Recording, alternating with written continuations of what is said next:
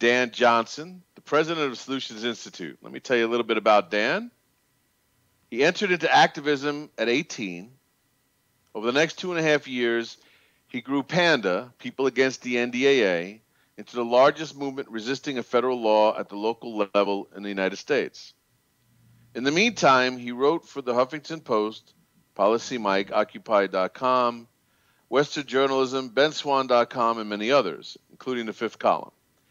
He has spoken at nearly 75 events and has appeared on numerous radio and television shows, including Coast to Coast AM, Liberty Roundtable, and RT America's Breaking the Set with Abby Martin. He's a certified nation builder expert and has extensive experience in public speaking. Ladies and gentlemen, Dan Johnson. Thank you so much for the introduction, Bobby. First of all, I hope you guys have all really enjoyed ActCon 2. We started out this little event series as an experiment with ActCon 1. We went, let's see if people want to learn how. And that's really the Solutions Institute's idea is let's see if people want to learn how to engage in activism instead of why to just get engaged. And so we launched the ActCon series back in February, ActCon 1. Now we have ActCon 2, and we have ActCon 3 coming up. If you really enjoyed the content of today's broadcast, then go ahead and check out ActCon 3. The tickets are pre-order for $15. They're going to be $20 as we get closer to the event. Again, that's for another 6 hours of training and 30 days access to those recordings afterward. So if you get the chance, I highly recommend grabbing the pre-order at solutions-institute.org and scroll over ActCon and click on ActCon 3 pre-order. Now, that being said, an event like this, especially with all of the technical aspects to it and all of the work that goes into something like this, does not get pulled off for no reason, does not get pulled off without a lot of help and a lot of people really doing the work. In fact, I missed most of the conference calls for this event. So a lot of praise really has to go to the ActCon 2 team, and that includes Bobby Rodrigo as the MC today and the chair of ActCon 2. That includes Matt Worley, who's been running the technology, Ted Metz, assistant technology chair. Includes Alex Freeman, who has put out word about ActCon as external communications. That includes Carolyn Collins, who's Solutions Institute's press chief, but also very involved with ActCon 2. And that also includes Jessica Peters-Harris, who is our internal communications manager, all-around awesome person, and really did a good job keeping us all on track with ActCon 2.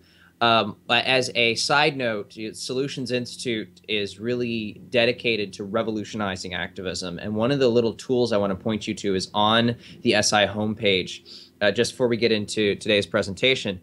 And that is the activist map. You can also find this at activistmap.org. One of the things we believe at SI is that the status quo does not exist and the status quo does not flourish because there aren't enough people who are resistant to it. There aren't enough people who disagree with it. The status quo flourishes because those people don't know each other. And so there's an activist map on the front page of SI, activistmap.org. After this conference is over, I highly recommend if you run an organization, if you work with an organization, if you manage an organization, or you are in leadership of an organization, put yourself on the map. It's a 50-state interactive map. You can choose your county, choose your city, put yourself on the map, and then find other organizations in your area. There's about 52 organizations on the map so far. It was launched a couple weeks ago. I highly recommend taking a look at that.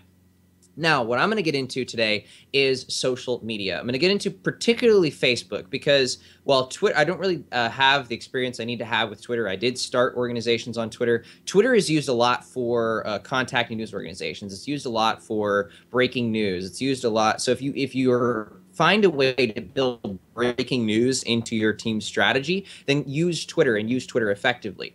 But what I want to talk about is one of the greatest communication mediums we have, which is Facebook. And so Facebook, this guy, Mark Zuckerberg, came up with the idea that, oh, well, we should all be able to connect with each other outside of such a slow medium such as email. We should all be able to share our lives with each other. And the implications that have for privacy are for a different conversation. But what I want to talk about is you have a network. Essentially, you're being given quote-unquote free advertising to a network of over 1 billion people. And you need to know how to utilize that free advertising. Facebook is a powerful platform if you know how to use it. And I started the People Against the NDAA Facebook page back in January of 2012. It was named A Second Opinion. It was just a little personal page, had about 100 likes on it. Well, now if you look, that page has 94,000 likes on it. And more than likes, though, more important than that is our engagement. We're regularly engaging 200,000 to 300,000 people every single week. And you look at the rate that we've been able to grow. I mean, we've gotten awards from different social media companies that say, hey, here's the top political post of this week, or that we got that award twice last year. And so looking at the People Against the NDA Facebook page, looking at the lessons learned from that and how you can apply that to other Facebook pages, I've come up with 15 rules, 13 to 15 rules that you need to apply to your Facebook page and you need to apply to your social media. So let's go through them. Number one, and most importantly, you need to develop hardcore fans. What is a hardcore fan? A hardcore fan is someone who goes beyond liking one of your things on Facebook, who goes beyond commenting on one of the things on Facebook. They're people who share your content. They're people who comment on everything you put out. They're people who may eventually become volunteers in your organization. But your goal on Facebook, you have to remember, likes don't mean anything. Likes do not get you. Comments do not get you where you need to go. You have goals for your organization. And a lot of people get sidetracked by all the likes and all the comments and all the shares. That doesn't net you anything. Is it netting you funding for your organization? No. Is it netting you pushing your organization's legislation, your organization's ideas? Maybe, but probably not. And so don't focus on that. Remember what your goal is. Your goal is to develop hardcore fans. These are the people you can rely on. And the only time I'll really ever talk about Facebook's algorithm, these are the people you need to rely on to get those initial couple likes and those initial couple comments, so that Facebook's algorithm recognizes you and puts you in people's news feeds. Once you get through that door, though, the rest is personality. So number two, in order to develop these hardcore fans, one of the things you can do is instruct new fans to click get notifications. There is a tool on Facebook. If you scroll over the liked button on any Facebook page, there's a tool on there that if you scroll over it and you look down, you click on get notifications. It'll put an actual Facebook notification every time your page posts. Put that graphic or take a screenshot of that get notifications check mark. Put that graphic on your cover photo. Put that graphic even in certain posts that you put out. Remind your fans to get notifications, because then your hardcore fans actually get to see what posts and get to act as hardcore fans and get to put your message out there as much as possible. Number three, and I think Jeffrey Tucker talked about this a little bit, be a person.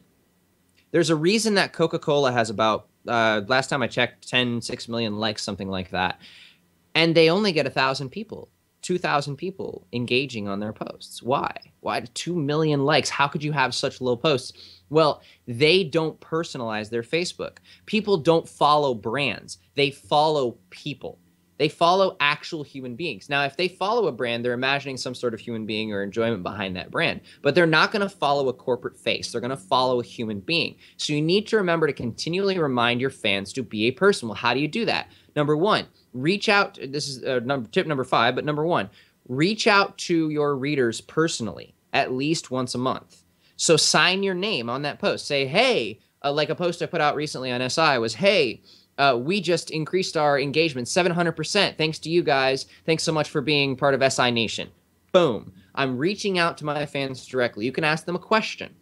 You can talk to them. But whatever you do, it's not PR. It's not corporate marketing. It is you engaging with your fan base and you talking to your fan base as a person, as if you were sitting right in front of them. Because Facebook users focus so much on the algorithm. I've seen talks about, oh, they're censoring us. Oh, they're doing this. Look, Facebook's giving you access to 1 billion people. They can tell you how many of those people they want to give you access to. You're not paying a dime for it unless you're buying Facebook ads. And so you need to remember that the algorithm does not like, does not comment, does not click on your links, does not share your ideas, does not help you.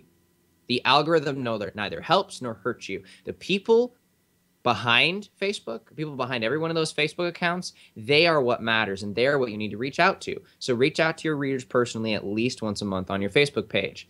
Number 5, extend your organizational culture and goals to your page fans. So with Panda, our goal was to end the NDAA. So somewhere in our posts on Facebook, we were always posting about something to do with a battlefield or something to do with the NDAA or something to do about ending it, continually reminding their fans that what you're doing with our page is more than liking, it's more than commenting, it's more than sharing. What you're doing is you're pushing a revolutionary movement.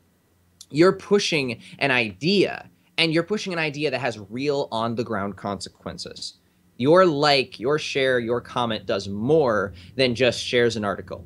It actually has a real-world impact. Continually reminding of that by extending organizational culture and goals to the page fans. Number 6, have a strict set of content rules.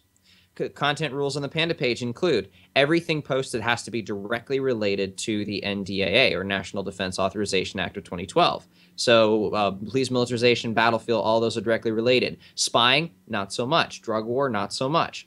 You have to have strict content rules. Nothing is going to be posted that is going to talk about a conspiracy theory. Nothing is going to be posted that's going to have vulgar language. Nothing is going to be. These are strict content rules that have to be followed so that your fans know what to expect from you. Because when they know what to expect from you, they're more likely to talk to you, they're more likely to work with you, and they're more likely to become hardcore fans. 7, vary post types. Again, these are people. If a page posts a link every single time, a link like every 2 hours, why do you care? You're not going to look at all of those links. You want to see links. You want to see awesome pictures. You want to see personal, like we have an SI page. Sometimes they do well, sometimes they don't. We have actual poems on the SI page. You want to post all kinds of different content types. So you are continually varying your message for your audience. 8, track your analytics. So how do you know how your audience responds? Facebook has a nice little tool called Insights. Click on it, use it. It'll look at the engagement per post. All that matters is engagement, and figure out why you're getting that type of engagement. And don't post only that topic, but post a lot on that topic. I believe Egberto Wildes talked about your payload. You also have a payload on Facebook.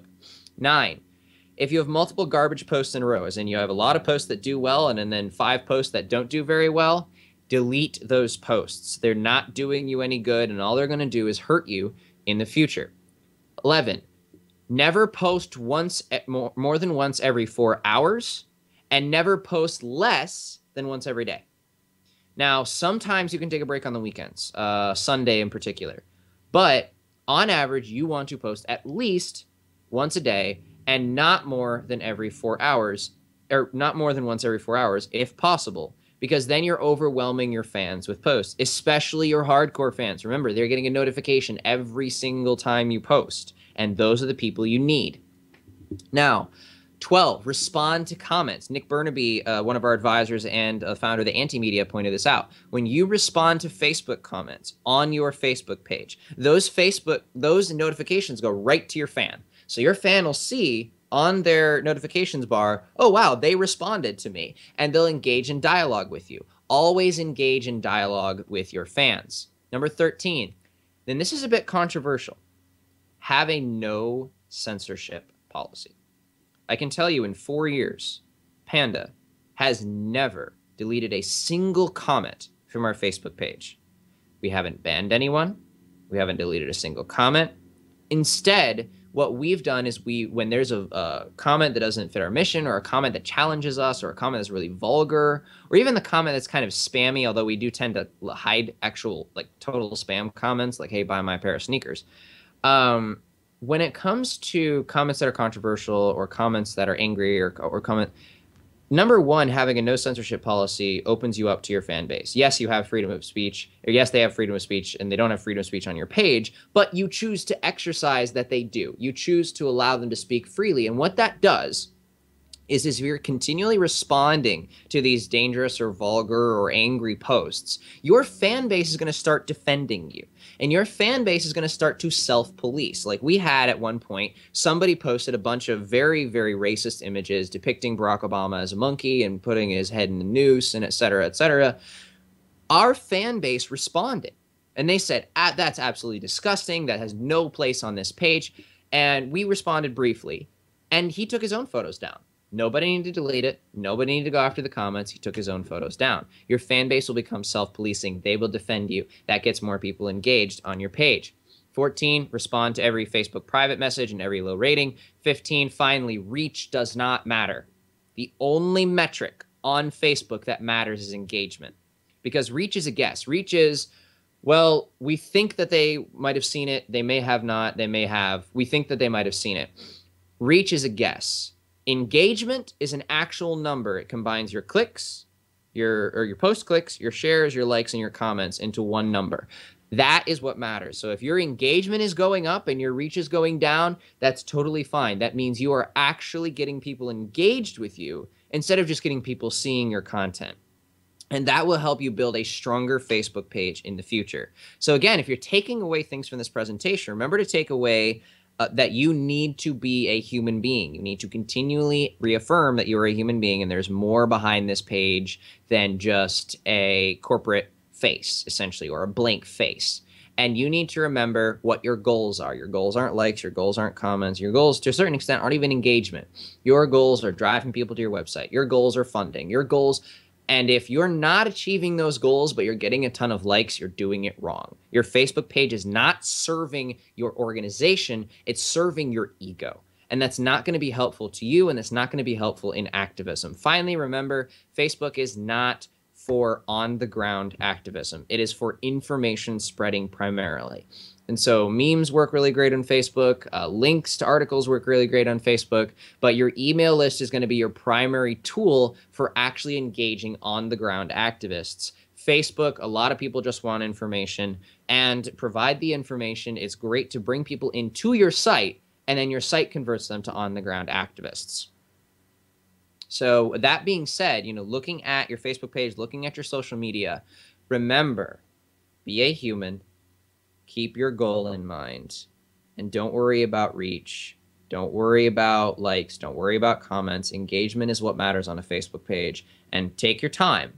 Over time, you will provide your fans with great content, great material, and eventually they will respond by building your page from 200 to about 94, 95, 100,000 with about 200,000 engaged per week. So thank you guys very much. And now I'm open up for questions.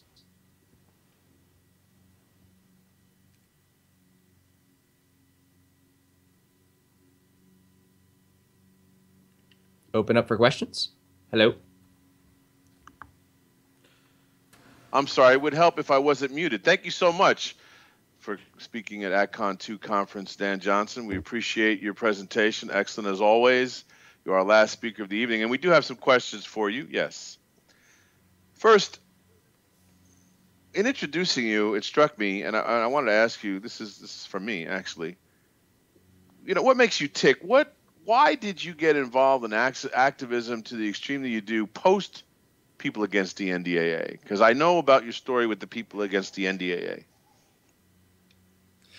Well, I mean, why I got in activism post People Against the NDAA is, and I'm hearing an echo, I don't know why, but why I got in activism post People Against the NDAA is because the tools that we used and what we learned over 3.5 years in fighting the National Defense Authorization Act and the militarization of the country, they're tactics that could be used somewhere else. Their tactics could be used in so many other areas. Their tactics can be used with so many other people. They're tactics that really could resonate in so many areas of activism. So what keeps me going?